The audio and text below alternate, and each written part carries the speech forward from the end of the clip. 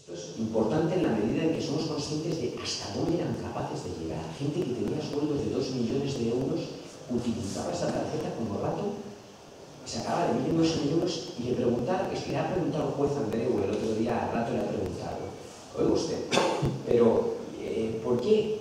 Porque uno de los miembros del Consejo de Administración lo utilizó, ¿no? ¿Él por qué no lo utilizó? Dice, bueno, porque él no tendría problemas de liquidez. Bueno, no tendría problemas de liquidez. Y le dice el juez al rato, pero ¿y usted que ganaba más tenía problemas de liquidez?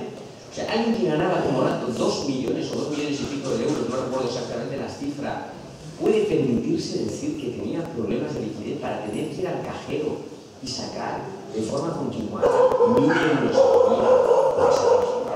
Es la absoluta desfachatez, y esto se ha pasado en España es porque había una sensación absoluta de impunidad, de que si hiciera lo que se hiciera, esa gente no podía tener ningún tipo de responsabilidad, ya no solo penal, sino ningún tipo de responsabilidad política, ningún tipo de responsabilidad administrativa.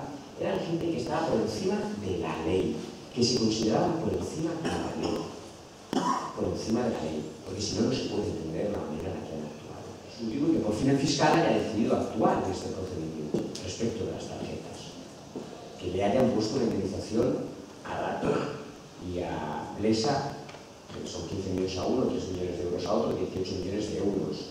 Poco dinero, porque es el dinero de las tarjetas, pero ellos los 24.000 millones van a responder o no con su patrimonio, esperemos que también, y que haya alguna medida cautelar más, y que no solo respondan ellos, sino que respondan los 83 consejeros que hicieron uso indebido de esa tarjeta y que respondan también por la ruina que han